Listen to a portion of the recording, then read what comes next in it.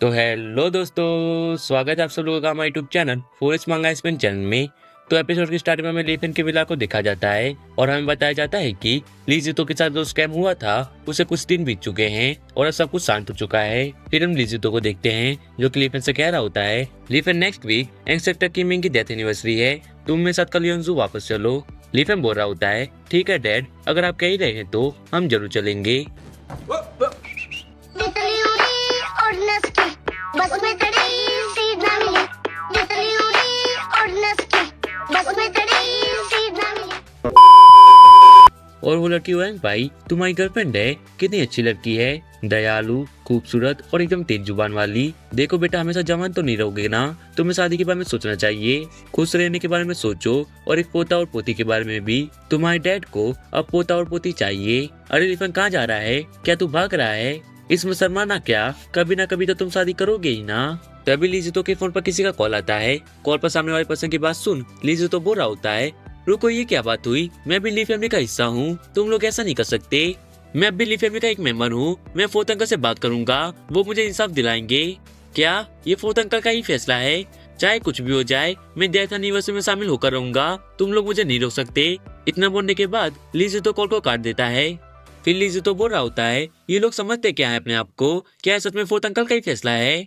लीफेन लीजितो को पानी का ग्लास देते हुए बोल रहा होता है, डैड प्लीज गुस्सा मत हो, अगर आप इतना स्ट्रेस लोगे तो आपकी हेल्थ खराब हो सकती है। फिर लीफेन अपनी एनर्जी को लीजितो के अंदर भेज रहा होता है और साथ ही साथ बोल रहा होता है, डैड गहरी सांसें लीजिए और बिल्कुल रिलैक्स हो जाइए, चिंता मत कीजिए, अगर आपके ऊपर मुसीबतों का आसमान भी गिर जाए तो आपका बेटा उन सारी मुसीबतों को संभाल लेगा। और लिफेन सोच रहा होता है, मैंने चुपके से स्पेशल एनर्जी को डैड की बॉडी के अंदर डाल दी है जो उनके मेडिकल कैनल्स को क्लियर करने में हेल्प करेगी, लेकिन अगर ये गुस्सा ऐसे ही बना रहा तो उनकी हेल्थ को सीरियस नुकसान हो सकता है, इन यंग बैलेंस भी बिगड़ सकता है जो उन्हें कई बीमारियों में डाल सकता है। फिर लीजी तो फील करता है कि अब उसकी सांसें नहीं फूल रही हैं और उसके चेस्ट में पेन भी नहीं हो रहा है। ये देख वो सोच रहा होता है, हाँ ये क्या हो रहा है, मुझे अचानक इतना ज्यादा कंफर्ट फील क्यों हो रहा है। फिर वो पानी पीता है। पानी पीने के बाद वो लिफर से कह रहा होता है, तुम्हारे सेकंड अंकल का फोन आया था, उन्होंने कहा है कि हम अपने एक्सेप्टर की डेथ एनिवर्सरी में नहीं आ सकते।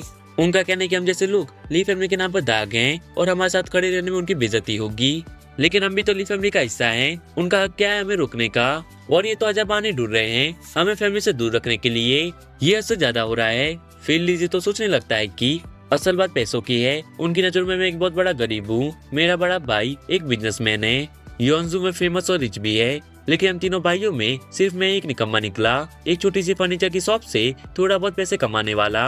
वही लिफे सोच रहा होता है, मेरी पिछली जिंदगी में भी ये दोनों अंकल मेरे डैड को हर तरीके से नीचा दिखाते रहे, ये लोग बेशर्म और हार्टलेस हैं, उन्हें डैड की कोई परवाह नहीं थी। जब डैड का फ्यूनरल हुआ था तब ये दोनों नहीं आए, सिर्फ अपने नौकर को भेज दिए जो सिर्फ फॉर्मेलिटीज पूरी करने आए थे, एक बार उतार नजर डाल ली और बस, उनके लिए ये सिर्फ एक रस्म थी। मुझे उनकी सोच में सिर्फ बदतमीजी और दया ही नजर आई थी।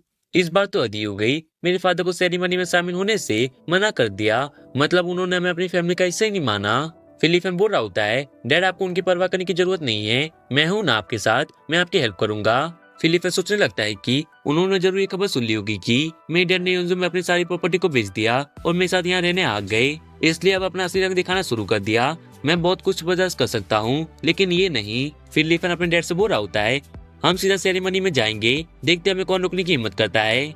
फिलिफन फिर से सोचने लगता है कि पास्ट लाइफ में मेरे अंकल्स ने मेरे डैड की बहुत ही ज्यादा बेइज्जती की थी, अब जब मैं फिर से वापस आया हूँ तो उनका पुराना बदला लेना होगा, तुम लोग मेरे गुस्से को नहीं झेल पाओगे। फिर अगले सीन में हम देखते हैं कि लीफेन, लिन्यू और लीजितो ये तीनों ट्रेन में बैठे होते हैं जो कि योंजू जा रही होती है। वही लीफेन सोच रहा होता है, याद है ना कुछ ही वक्त पहले मैं इसी ट्रेन में रिबन हुआ था, बस उस वक्त चूजा जा रहा था वो स्वान से मिलने, और इस बार मैं योंजू वापस लौट रहा हूँ। मंजिल चाहे अलग हो लेकिन मकसद वही है, इस बेइज्जती को मिटाना है और बदला लेना है। फिर अगले सीन में हम देखते हैं कि वो तीनों ही योंजू पहुंच गए होते हैं। तभी लीफेन के फोन पर किसी का कॉल आता है। लीफेन फोन को देखते हुए सोच रहा होता है, फेंग सेओंडोंग ये मुझे कॉल क्यों कर रहा है। फेंग सेओंडोंग मेरी पास्ट लाइफ का एक और क्लासमेट है, योंजू का नेटिव, हम दोनों हाई स्कूल और कॉलेज साथ गए थे। फेंग सेओंडोंग कॉल पर कह रहा होता है, अरे लीफेन सुना तू रिसेंटली योंजू वापस आया है, अभी पहुंचा है क्या। लीफेन बोल रहा होता है, ओल्ड फ्रेंड मैं अभी योंजू पहुंचा हूँ। फेंग सेओंडोंग बोल रहा होता है, आज हमारे क्लास मॉनिटर जेंग लीजिया का बर्थडे है, उसने सभी को इन्वाइट किया है, तू भी आना। लीफेन बोल रहा होता है, ठीक है तो मैं जरूर आऊंगा। फिर लीफेन एक टैक्सी को रोकते हुए सोच रहा होता है, मैंने सोचा था कि वो महंगी स्पेशल लग्जरी कार को ड्राइव करके डैड को यहाँ योंजू वापस लाऊंगा, जो कि मुझे सुलियन ने गिफ्ट की थी। पर डैड को कुछ पसंद ही नहीं आता, उन्हें ये एक्सपेंसिव चीजें पसंद ही नहीं आती। डैड ने कहा कि वो गाड़ी उनके लिए बहुत ही ज्यादा फास्ट है, लेकिन कोई बात नहीं, वो मेरे डैड हैं, उनकी हर इच्छा मेरे लिए कमांड है। और मैंने सुलियन से कहकर गाड़ी योंजू भिजवा देने को कहा था। मैंने सुलियन से कहा था कि किसी को अरेंज करे जो कि कार को ड्राइव करके योंजू तक ले आए। मैं सोच रहा हूँ कि क्या कार यहाँ सेफली पहुँच गई होगी। और वैसे भी ये बस एक बर्थडे पार्टी है, तो मुझे ज्यादा शो ऑफ करने की जरूरत नहीं, मैं बस एक नॉर्मल सी टैक्सी से वहाँ चला जाऊंगा। फिर हम देखते हैं कि लीजे तो लिन्यू टैक्सी में बैठ गए होते हैं। वहीं लीजे तो बोल रहा होता है, लीफेन क्या तू अपने क्लासमेट से मिलने जा रहा है? ठीक है, मैं तुझे डिस्टर्ब नहीं करूंगा। लीफेन बोल रहा होता है, डैड का ध्यान रखना लिन्यू, इन्हें अच्छे से प्रोटेक्ट करना। फिर हम देखते हैं कि टैक्सी वहां से चली जाती है। फिर थोड़ी देर बाद लीफेन के पास दूसरी टैक्सी आके रुकती है। फिर लीफेन टैक्सी में बैठ जाता है और सोच रहा होता है, मेरी पास्ट लाइफ में अगर मैं गलत नहीं हूँ तो इस बर्थडे पार्टी के बाद जैंग लीजिया अचानक से गायब हो गई थी। जब पुलिस ने उसे ढूंढा तब तक वो एक पागल लड़की बन चुकी थी। वो कुछ भी नहीं बता पाई जिससे इन्वेस्टिगेशन आगे बढ़ सके। आखिर में जब उसकी फैमिली को कुछ समझ में नहीं आया तो उन्होंने उसे एक मेंटल हॉस्पिटल में भेज दिया। वहाँ उसने अपनी लाइफ के अंतिम दिन तक सिर्फ दुख सहा। लेकिन अब जब सोचता हूँ तो मुझे लगता है कि जैंग लीजिया का अचानक से गायब हो जाना एक अजीब सी मिस्ट्री है। उसके साथ आखिर क्या हुआ, वो अचानक से गायब क्यों हो गई? मुझे याद है जूनियर स्कूल में मेरे मैथ्स के ग्रेड काफी खराब थे, मैं काफी एग्जाम्स में फेल हुआ और स्कूल के बाद जैंग लीजिया हमेशा मेरी पढ़ाई में मदद करती थी। एक बार उसे तेज बुखार था, पूरी क्लास ने उससे कहा कि वो हॉस्पिटल जाए, लेकिन उसने मना कर दिया। वो मुझे पढ़ाने में लगी रही जब तक कि मेरी पढ़ाई पूरी ना हो जाए। उसके बाद ही वो हॉस्पिटल गई। सिर्फ इतना ही नहीं, जब मैं जूनियर स्कूल में था तब मेरी फैमिली बहुत ही ज्यादा गरीब थी। मेरे फादर ने भी तब फर्नीचर की शॉप शुरू नहीं की थी, वो सिर्फ एक फैक्ट्री में वर्कर थे। वर्कर्स का इनकम बहुत ही ज्यादा कम हुआ करता था और कभी कभी तो सैलरी भी टाइम पर नहीं मिलती थी। बाकी क्लासमेट्स नए नए बैग लेकर आते थे और मेरा स्कूल बैग पुराना हुआ करता था जिसमें मैंने खुद पैच लगा उसे ठीक किया होता। जब मैं अपना वो पुराना स्कूल बैग लेकर गया तो जहाँ भी जाता सभी लोग मेरा मजाक उड़ाते थे। स्कूल के गेट के पास एक भीड़ खड़ी होती जो कि सिर्फ वहाँ मुझ पर हंसने के लिए और मुझे नीचा दिखाने के लिए खड़े होते। विंटर ब्रेक के बाद जब नया स्कूल साल शुरू होने वाला था तो हॉस्टल फीस और एक्स्ट्रा चार्ज मिलाकर 1100 रुपए देने थे।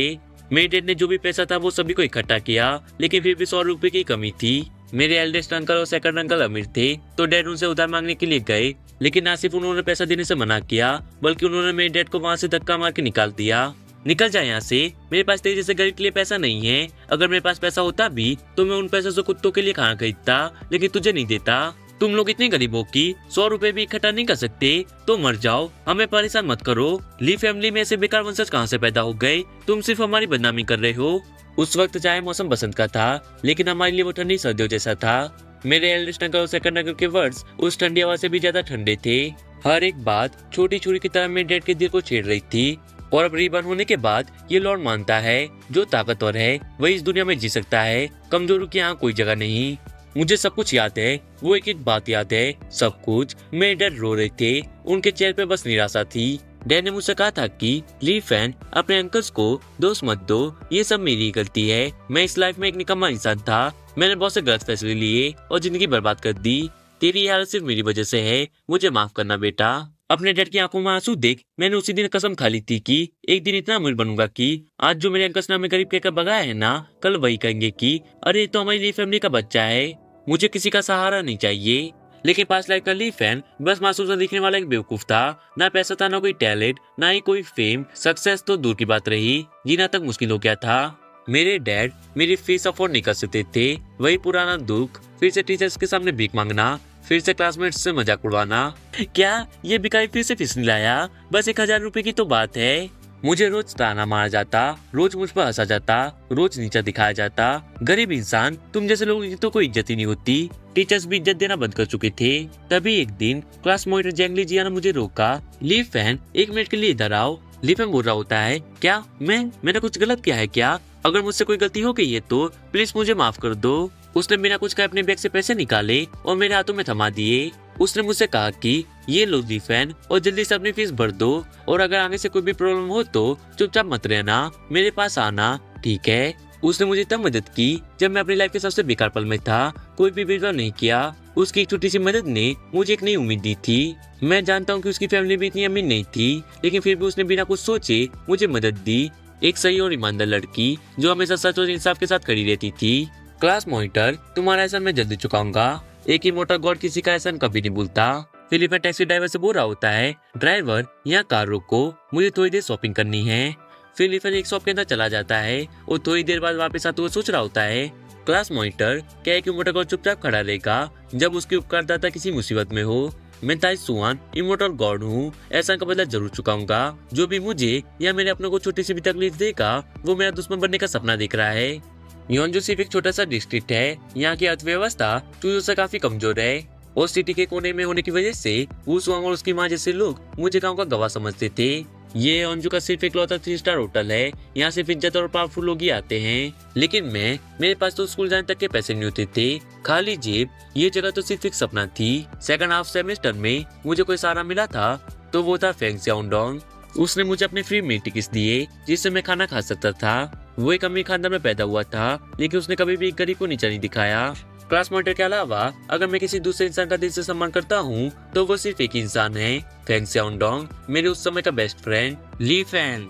स्याओडोंग, लीफेन तुम अभी पहले की तरह ही दुबले पतले लग रहे हो, तुम ठीक से खाना नहीं खा रहे हो ना? क्यों, मैं सही कह रहा हूँ ना? इतने दिनों बाद मिले हैं लीफेन, मैं देख रहा हूँ कि तुम पहले से ज्यादा एनर्जेटिक लग रहे हो और ज्यादा हैंडसम भी। लीफेन बोल रहा होता है, और तू आज भी एक वैसे की तरह स्ट्रॉन्ग लगता है। लीफेन सोच रहा होता है, हजारों साल गुजर गए हैं, चाहे मैं एक मोटा गॉडी क्यों ना बन गया हूँ, लेकिन ये जज्बात अब भी मेरे दिल में है। अब भी ये दिल पहले की तरह ही महसूस करता है जैसे पहले करता था। सच्ची दोस्ती का असर अलग ही होता है, जैसे पहली बार दुनिया से मिलने पर महसूस हुआ था। फिर हम देखते हैं कि स्याओडोंग लीफेन से कह रहा होता है, लीफेन हाई स्कूल के बाद मैंने यूनिवर्सिटी ज्वाइन नहीं की, उसकी जगह मैंने अपनी फैमिली बिजनेस को संभाल लिया। मेरे डैड ने जो कपड़ों का बिजनेस शुरू किया था ना, अब वो 700-800 लोगों का एक बड़ा सेटअप बन चुका है। मेरा खानदान अब अच्छी हैसियत वाला है, इसलिए मैं इस लाइफ में चैन के सांस ले सकता हूँ। सुना है तू चूजों की हाई स्कूल में टीचर है। लीफेन तू मेरी बात सुन, मैंने तेरे लिए एक स्पेशल जगह रखी है, वाइस फैक्ट्री हेड की पोजीशन। तू योनजू लौटा और मेरे साथ काम कर और इससे तुझे तेरे डैड का ख्याल रखने में भी आसानी होगी।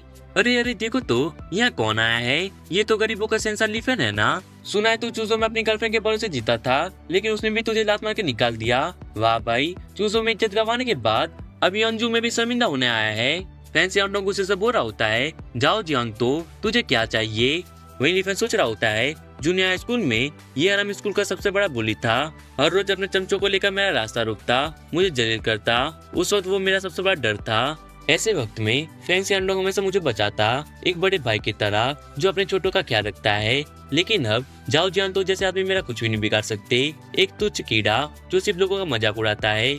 एक पावरफुल ड्रैगन को इन कीड़ों मकोड़ों की छोटी मोटी हरकतों से फर्क नहीं पड़ता। जाओ जियांग तो बोल रहा होता है, साइड आउट ऑफ फेंग स्याओडोंग, ये मेरी और लीफेन की बात है। आज हमारे क्लास मॉनिटर का बर्थडे है, बता लीफेन तेरा गिफ्ट कहाँ है? अब ये मत कहना कि तेरी अभी तक इतनी औकात नहीं हुई कि तू एक गिफ्ट भी खरीद सके। क्या तू सिर्फ यहाँ फ्री का खाना खाने आया है? बताओ भाइयों, एक भिखारी यहाँ क्या कर रहा है? लियोपा बोल रहा होता है, ब्रदर जाओ, अगर लीफेन यहाँ भीख मांगने नहीं आया है तो क्यों ना इसे जज करने का तरीका सोचा जाए। कैसा होगा अगर इसे बच्चा कुछ खाना दे दे जो कि ये भिखारी गले जाकर खा सके। लीफेन तुझे ये आइडिया कैसा लगा? वही लीफेन सोच रहा होता है, जूनियर स्कूल के उन 3 सालों में ये तो कमीनों ने मुझे जज करने का एक भी मौका नहीं छोड़ा। मुझे गरीबों का शहंशाह ये फनी नाम भी इस लियोपा ने दिया था। उस वक्त मैं अपनी इज्जत वापस पाने के लिए कुछ भी नहीं कर सकता था। पी क्लास हो या एक्स्ट्रा कोई एक्टिविटीज, बस एक कोने में चिपक कर खड़ा रहना पड़ता था। रास्ते पर चलने के लिए दीवार से चिपक कर निकलना पड़ता था। वो बेइज्जती का एहसास 3 सालों तक साथ रहा। अगर फेंग स्याओडोंग और क्लास मॉनिटर का सहारा नहीं होता तो शायद मैं इन 3 सालों को कैसे काट पाता, मुझे भी नहीं पता। लेकिन आज मैं एक इमोर्टल गॉड हूँ, एक ऐसी शक्ति जिससे दुनिया के कई लोग डरते हैं। अगर मेरे सामने एक झुंड बेकार चींटी जैसे लोग खड़े हो जाएं, तो बस एक हाथ हिलाकर उन्हें हटा सकता हूँ। इस लाइफ में मुझे मेहनत की जरूरत नहीं। फिर लीफेन बोल रहा होता है, मुझे भी लगता है कि ये आइडिया सही है। लियोपा, लगता है तुझे बच्चा कुछ खाना खाने का शौक है, अगर तू कहे तो मैं तेरे लिए अभी कभी इंतजाम कर सकता हूँ। लियोपा बोल रहा होता है, तूने क्या कहा? अगर हिम्मत हो तो दोबारा बोल। लीफेन, तुम कुछ दिन कोटे बंगलों वालों की सिटी चूजो क्या हुआ है, तो क्या तुम खुद को भी कोटे बंगले वाले समझने लगे? लीफेन सोच रहा होता है, लियोपा क्या तू मरना चाहता है? तभी स्याओडोंग लियोपा को धक्का देते हुए चिल्लाकर बोल रहा होता है, लियोपा तुझे क्या लगता है कि तू कौन है? सुन ले लीफेन मेरा भाई है, जो भी इसकी इंसल्ट करेगा मैं समझूंगा कि वो मेरी भी इंसल्ट कर रहा है। अगर पंगा लेना है तो आजा मुझसे लड़, है हिम्मत बोल। जाओ जियांग तो बोल रहा होता है, बस बहुत हुआ, लियोपा आप साइड हो जाओ। लीफेन, आज तो तेरी किस्मत अच्छी थी इसलिए मैं तुझे जाने दे रहा हूँ, लेकिन अगली बार तू नहीं बचेगा।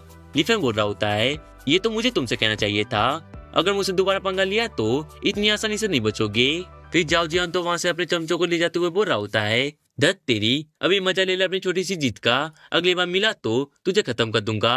वही सियाओडोंग ली फैन को एक लिफाफा देते हुए बोल रहा होता है, ली फैन, इसमें 10,000 रुपए हैं, इसे ले लो और जाके क्लास मॉनिटर के लिए कोई बढ़िया गिफ्ट खरीद दो। मैं नहीं चाहता कि जाओ जियान तो या लियोपा या और कोई बंदा तुम्हें परेशान करे। ली फैन बोल रहा होता है, सियाओडोंग, थैंक यू मेरी परवाह करने के लिए, पर मैंने ऑलरेडी क्लास मॉनिटर के लिए गिफ्ट ले लिया है, वो बहुत ही अनमोल है, उसे कोई भी पैसों से नहीं खरीद सकता।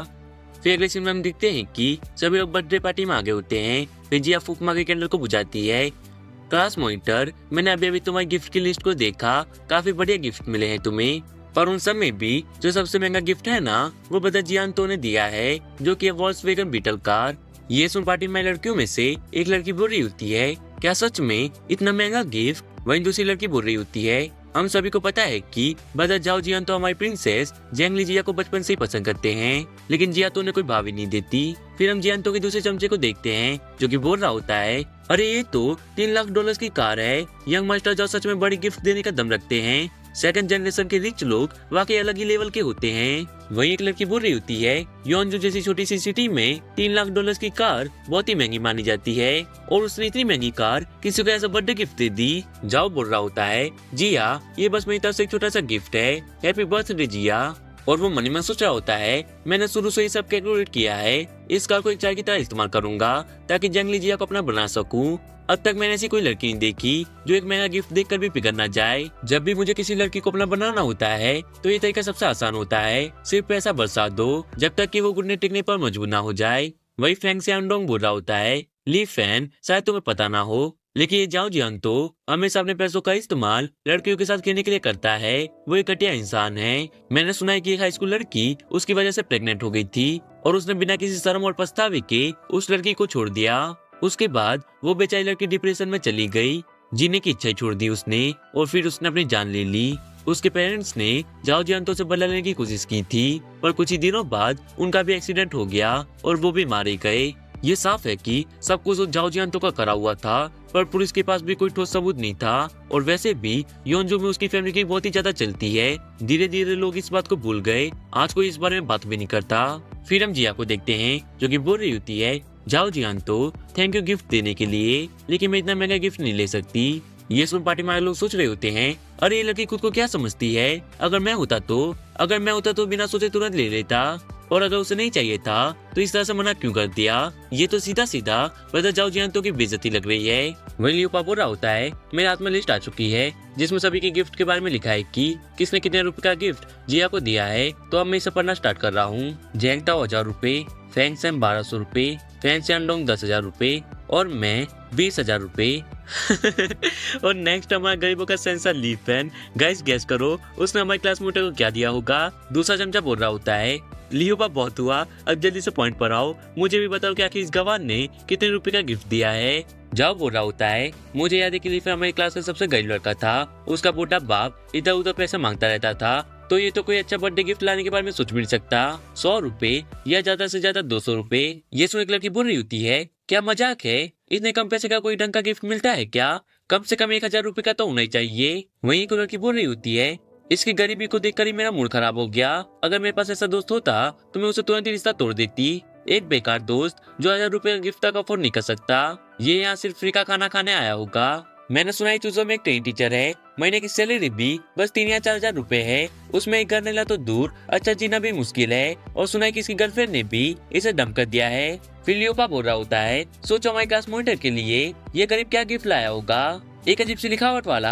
चावल के कागज का टुकड़ा, ये बकवास क्या है। वही लिखन सोच रहा होता है, ये एक प्रोटेक्शन तालिस्मान है जो मैंने खास जेंगली जिया के लिए बनाया है। इमोर्टल वर्ल्ड में जो मैं तालिस्मान बनाया करता था उनकी कीमत बहुत ही ज्यादा हुआ करती थी। उस समय दुनिया की बड़ी बड़ी फोर्सेस को मेरा एक तालिस्मान खरीदने के लिए एक पूरा प्लेनेट तक अर्पित करना पड़ता था, लेकिन मुझे उनमें कोई दिलचस्पी नहीं थी।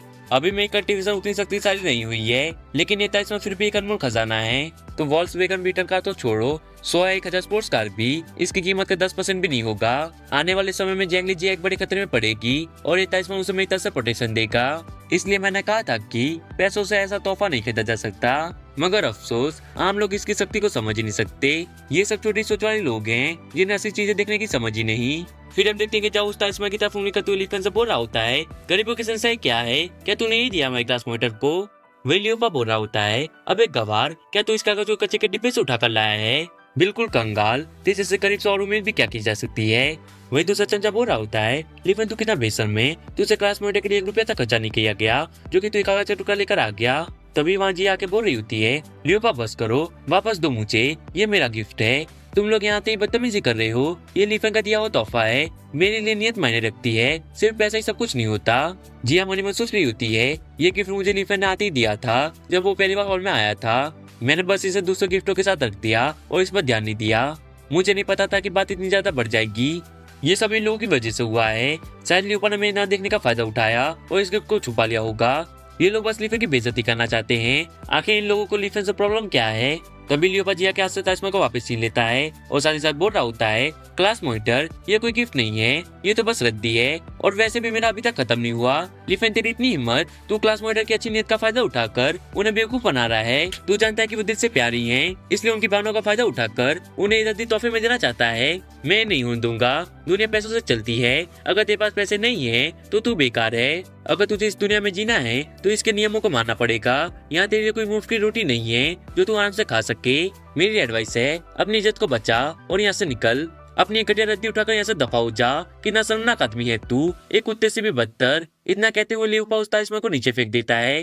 कितना बेकार गिफ्ट है, तू है तेरे इस गिफ्ट पर। इतना बोलते हुए लियोपा उस ताजमहल के ऊपर थूक देता है। गिन आती है तुझे देखकर भिख मंगे, चल निकल जा मेरी नजरों के सामने से। वही सियाओडोंग सोच रहा होता है, लिफेन तूने मेरे दिए हुए पैसे को क्यों नहीं लिया? ये सब तमाशे से बच सकता था, तो ये सबके सामने बेइज्जती नहीं सहनी पड़ती। तू क्या सोच रहा था लिफेन? मुझे समझ नहीं आ रहा है कि तूने मेरे ऑफर को मना क्यों किया, ये पता होते हुए कि एक कागज का टुकड़ा कोई गिफ्ट नहीं होता। ये सब बहुत ही अजीब है, पर कोई बात नहीं, मैं अभी तेरे साथ हूँ, टेंशन मत ले, सब मुझ पे छोड़ दे। फिर सियाओडोंग बोल रहा होता है, लियोपा बस बहुत हुआ, अभी क्या लिफेन से माफी मांग। तभी लिफेन सियाओडोंग को रोकते हुए बोल रहा होता है, पुरानी दोस्ती का लिहाज रखते हुए मैं तुझे एक मौका दे रहा हूँ, चुपचाप मेरे सामने झुक जा और ताजमहल को चाटकर साफ कर और मुझसे माफी मांग, तब मैं तुझे माफ कर दूंगा। और लिफेन सोच रहा होता है, मैं लियोपा को जिंदा छोड़ रहा हूँ क्योंकि यहाँ जैकली जिया का बर्थडे पार्टी चल रहा है, आज खुशी का दिन है और मैं इसे लाशों से बनना नहीं चाहता, इसलिए मैं इसे जिंदा छोड़ रहा हूँ। लेकिन अगर ये मोटल वर्ल्ड होता तो एक सुप्रीम कोर्ट की बेइज्जती करने के जुर्म में इसके पूरे खानदान को तबाह कर देता। वहीं लियोपा चिल्लाते हुए बोल रहा होता है, क्या तू मुझसे माफी मांगने के लिए कह रहा है? तेरा दिमाग तो ठिकाने पर है ना? मेरा हाथ। फिर लिफेन लियोपा के बाल खींचकर उसे ऊपर उठा लेता है और साथ ही साथ बोल रहा होता है, तुम जैसे कीड़े मकोड़े मेरी ताजमहल की बेइज्जती करने की हिम्मत कैसे कर सकते हो? फिर लिफेन लियोपा के ऊपर थप्पड़ों की बात कर देता है और साथ ही साथ बोल रहा होता है, तेरे जैसे एक तुच्छ इंसान की हिम्मत कैसे हुई मेरा मजाक बनाने की? फिर लिफेन लियोपा को नीचे पटक देता है और चिल्लाते हुए बोल रहा होता है, जल्दी से उस थूक को चाट कर तालिस्मान को क्लीन कर। लियोपा तालिस्मान को हाथ में लेकर रोते हुए बोल रहा होता है, मैं अभी करता हूँ, लेकिन प्लीज मुझे थप्पड़ मारना बंद करो। फिर हम देखते हैं कि लियोपा थूक को चाट कर तालिस्मान को क्लीन कर रहा होता है। ये देख के लिफेन को घिन आने लगती है और वो बोल रहा होता है, कमीने, मैंने बस तुझे उसे क्लीन करने को कहा था, ना कि उसे गंदा करने को। मैं कैसे इस गंदे तालिस्मान को क्लास मॉनिटर को गिफ्ट कर सकता हूँ? तो तुम अब एक बकरी की तरह इस तालिस्मान को खा जाओ। लिफेन लियोपा के चेहरे पर थप्पड़ मारते हुए बोल रहा होता है, तुम तुच्छ इंसान, तुम्हें अभी मेरी असली पहचान नहीं पता है। वो तो ही था ना जिसने मुझे गरीबों का सेंसर नाम दिया था, है ना? लेकिन तूने कभी नहीं सोचा होगा कि एक दिन वही गरीबों का सेंसर तुझे अपने पैरों की तरह कुचल देगा। उस वक्त तूने मुझे नीचा दिखाया था तो मैं सह सकता था, लेकिन जब तूने मेरे डैड का अपमान किया, तूने उन्हें तुझ कहा, तो एक बेटा होने के नाते मैं चुपचाप कैसे रह सकता था? तू समझता क्या अपने आप को, जो कि मुझे अपने इस गंदे मुंह से प्रयोग कर रहा है? वही लिफेन के पैरों तले दबा लियोपा बोल रहा होता है, प्लीज मुझ पर दया दिखाओ लिफेन, मैं दोबारा फिर कभी ऐसा कुछ नहीं करूंगा, प्लीज मुझे जाने दो। वही ये सब देख सियाओडोंग सोच रहा होता है, क्या ये वही लिफेन है जिसे कि हम जानते थे? जाओ सोच रहा होता है, आखिर लिफेन को ये क्या हुआ है? ये तो बिल्कुल एक निर्दयी कोर्ट की तरह लग रहा है। फिर हम देखते हैं कि लिफेन जाओ की तरफ आगे बढ़ रहा होता है। वही लिफेन को अपनी तरफ आते हुए देख जाओ अपने कदम पीछे लेता है और वो डरते हुए बोल रहा होता है, रुको लिफेन, अब तुम मेरे साथ क्या करने की कोशिश कर रहे हो?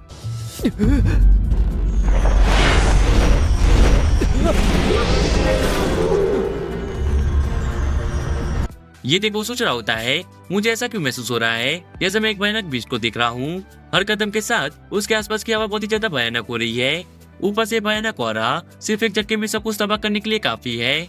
ये इम्पॉसिबल है, ये तो लीफेन है, वही पुराना गरीबों का शहंशाह, मैं इससे कैसे डर सकता हूँ।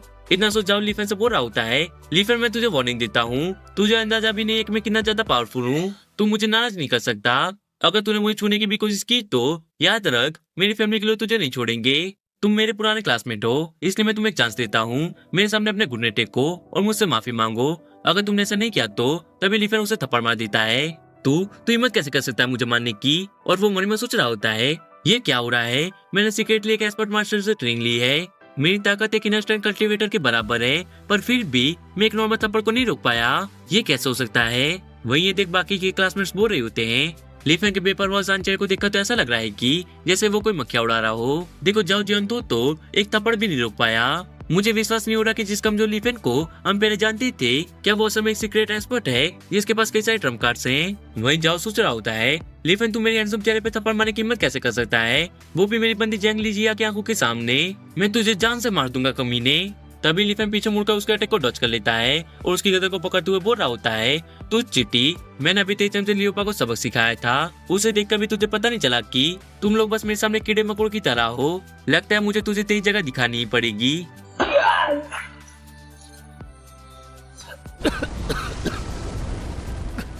तुझे बिल्कुल भी अंदाजा नहीं है कि मैं कितना ज्यादा पावरफुल हूँ, और ना ही तू जानता है कि तू किस इंसान से पंगा ले रहा है। लीफेन मैं तुझे अच्छी तरह से जानता हूँ, असल में तो तू भी हमारी क्लासमेट से प्यार करता है ना? पर अफसोस, ना तो तू और ना ही मैं, हम दोनों उसके साथ एक हैप्पी एंडिंग तक नहीं पहुँच सकते, क्योंकि क्लास मॉनिटर पर पहले ही निशाना लग चुका है। यही उसकी किस्मत है, इससे कोई भी नहीं बदल सकता, तू भी नहीं। लीफेन तू ताकतवर है, लेकिन मेरे मास्टर के सामने कुछ भी नहीं। अगर भरोसा ना हो तो शर्त लगा ले। लीफेन सोच रहा होता है, क्या मेरे पास्ट में जो कुछ भी क्लास मोटर के साथ हुआ था उसका कोई ना कोई नाता इस जाओ जियान तो से है?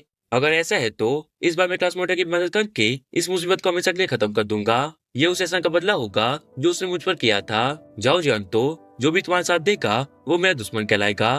फिर लीफेन वहां से जाते हुए बोल रहा होता है, जाओ जियान तो मुझे फर्क नहीं पड़ता कि तुझे कौन सपोर्ट कर रहा है, बेहतर होगा कि उसे अभी के अभी बुला ले, चाहे वो कोई गॉडी क्यों ना हो, मैं उसे भी खत्म कर दूंगा। लीफेन इतना खुश मत हो, तेरी तबाही का वक्त अब दूर नहीं। मुंह से टकराने वाले की मौत बड़ी भयानक होती है, लेकिन इस दुनिया में पैसे असली ताकत है। तू चाहे कितना भी स्ट्रॉन्ग क्यों ना हो, अमीर लोगों का सामना कैसे करेगा? सच बोलूं तो मैं यहाँ 8-9 लाख डॉलर्स की लैंड रोवर कार में आया हूँ और तू टैक्सी लेकर आया है। तू जीत के भी क्या फायदा, तू सिर्फ एक गरीब का गरीब इंसान है। लड़कियों को सिर्फ पैसा चाहिए। मैं जाओ जियान तो किसी और चीज में चाहे महान ना हूँ, लेकिन पैसा इतना है कि कुछ भी खरीद सकता हूँ, समझा?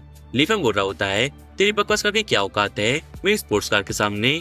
और लीफेन सोच रहा होता है, जाओ जियान तो एक कोठी बंगले वाला कमीना है। सियाओडोंग ने मुझे बताया था कि उसके पास कुछ फैक्ट्रीज हैं, लेकिन असल में वो सभी की सभी आम फैक्ट्रीज हैं जो कि मैं दिखने लायक भी नहीं। जाओ बोल रहा होता है, स्पोर्ट्स कार कहाँ है? थी स्पोर्ट्स कार दिखाने की हिम्मत है क्या? दूसरा चमचा बोल रहा होता है, हाँ ये तो एक गरीब बक बक करने वाला आदमी है। एक गरीब इंसान अमीर से टकराने के बारे में सोच भी कैसे सकता है? वही कॉर्नर में खड़ा बंदा बोल रहा होता है, स्पोर्ट्स कार माय फूड। मैंने देखा था लीफेन एक टैक्सी से आया था और ये फिर भी मास्टर जाओ से पंगा ले रहा है। इसे इतना भी नहीं पता कि युआन जो कि सिर्फ कुछ गिने चुने यंग मास्टर्स 8-9 लाख डॉलर्स की कार चला सकते हैं। फिर हम देखते हैं लीफेन जिया से कह रहा होता है, क्लास मॉनिटर अगर तुम्हें बुरा न लगे तो मैं तुम्हें घर ड्रॉप कर दूं। जिया बोल रही होती है, ठीक है लीफेन, पर मुझे पैदल चलना ज्यादा पसंद है। लीफेन चलो मैं घर तक पैदल चलते हैं। जिया की बात सुन लीफेन सोच रहा होता है, होटल से उसका घर लगभग 10 किलोमीटर दूर है। ऐसा लगता है कि ऐसा कहकर कि उसे चलना पसंद है, वो मुझे बचाने की कोशिश कर रही है। वही पुरानी क्लास मॉनिटर, सच में वो दिल से एक अच्छी लड़की है। क्लास मॉनिटर तुम्हारी अच्छाई के लिए शुक्रिया, पर वाकई मेरे पास एक गाड़ी है, तुम होटल के बाहर रुको, मैं गाड़ी लेकर तुम्हें लेने आता हूँ। फिर अगले सीन में हम देखते हैं कि वो सभी लोग होटल के बाहर आ गए होते हैं। वही जब बोल रहा होता है, क्या सच में इस गधे के पास कोई कार होगी? अगर होगी भी ना तो वो पक्का से कोई टॉय कार होगी। वही लियोपा बोल रहा होता है, जिस गवार के पास खाना खाने तक के पैसे ना हो उसके पास स्पोर्ट्स कार होगी। क्या ये मजाक कर रहा है? वो ना पक्का से बस बड़ी बड़ी फेंक रहा था। चलो देखते हैं कि वो यहाँ कौन सी लग्जरी कार लेकर आएगा। फिर हम जिया को देखते हैं जो कि सोच रही होती है, मुझे लीफेन पर पूरा भरोसा है। लीफेन ऐसा इंसान नहीं है जो कि झूठ बोले। वही हम सियाओडोंग को देखते हैं जो कि सोच रहा होता है, मैं लीफेन का बचपन का दोस्त हूँ, मुझे पता है कि लीफेन का बैकग्राउंड क्या है। हालांकि पिछले 2 साल से उसकी फैमिली की लाइफस्टाइल थोड़ी इम्प्रूव हुई है, पर फिर भी वो स्पोर्ट्स कार नहीं खरीद सकता जिसकी शुरुआती कीमत सीधा $1 मिलियन है। आखिर लीफेन झूठ बोलकर खुद को मुसीबत के अंदर क्यों डाल रहा है? फिर थोड़ी देर वेट करने के बाद जाओ बोल रहा होता है इतना वक्त हो चुका है और फिर भी लीफन अब तक वापस नहीं आया। मैंने कहा था ना वो सिर्फ एक गरीब लड़का है। मेरे सामने दौलत की बात कर रहा था, उसकी औकात ही क्या है मेरे सामने। वो कमीना अपनी ही बेइज्जती करवा रहा है। लियोपा बोल रहा होता है यंग मास्टर जाओ बिल्कुल सही कह रहे हैं, मेरा मानना है कि वो कहीं जाके छुप गया होगा। वहीं दूसरा चमचा बोल रहा होता है एक गरीब आदमी जिसे साइकिल तक चलानी नहीं आती वो एक स्पोर्ट्स कार क्या ही चलाएगा। क्लास मॉनिटर मेरी बात सुनो, तुम लीफन का वेट करके बिल्कुल ही बेवकूफी कर रही हो, वो तो कब का दुम दमा के भाग चुका होगा। वहीं कोई लड़की जिया से बोल रही होती है क्लास मॉनिटर तुम तो बहुत ही आसानी से बेवकूफ बन जाती हो, अगर मैं तुम्हारी जगह होती तो कब का यंग मास्टर जाओ के साथ चली गई होती। फिर जाओ लिया के पास आके उससे बोल रहा होता है लीजिए चलो मैं तुम्हें घर छोड़ देता हूँ, तुम चाहे कल सुबह तक वेट कर लो, लेकिन लीफन वापस नहीं आने वाला।